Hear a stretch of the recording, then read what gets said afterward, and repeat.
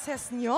Mula sa paningin, panyinig, pakiramdam, sure kaming mapapainda kayo sa kilig. Kaya mag-ingay na para sa bagong sensational P-pop group, Six Sense!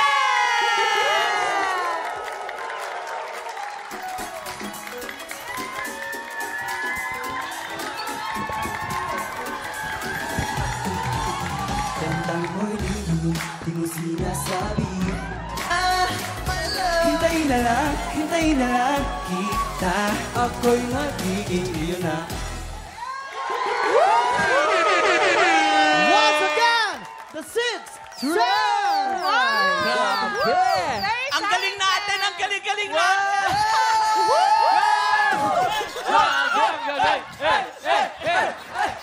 Eto na nga, Six Sense! Yeah. Welcome dito sa TikTok Lock. Pero bago ang lahat, batiin nyo muna ang ating mga TikTropa! TikTropa! Parang iba!